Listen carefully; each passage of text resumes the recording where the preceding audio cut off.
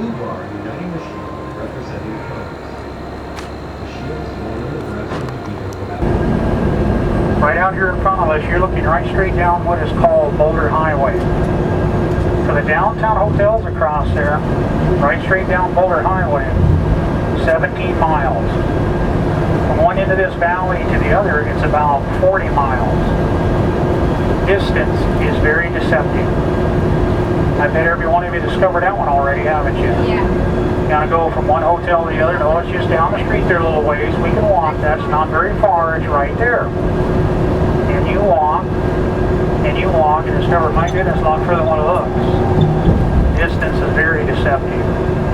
Now, I mentioned to you also earlier today, surrounded all the way around by the mountains.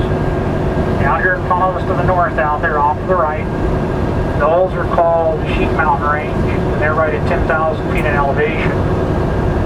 Now, if you'd stay on 95, cross the valley straight out there in front of us, all the way over there for a 40-mile drive, swings around and goes north for about another 60, maybe 70 miles, you're going to get real close to a place up there that is called Yucca Flats.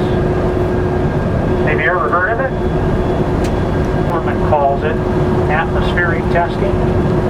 Oh, we call Area 51 in Groom Lake. You promise not to tell anyone else about. You promise? Yeah, promise. I'm waiting for some ahas here.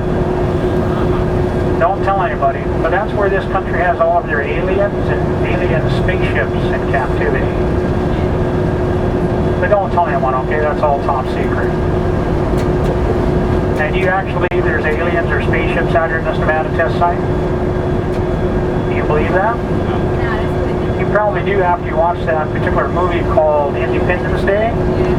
Because Area 51 in Groom Lake was depicted. But I'm going to reassure you, there are no aliens, there are no spaceships.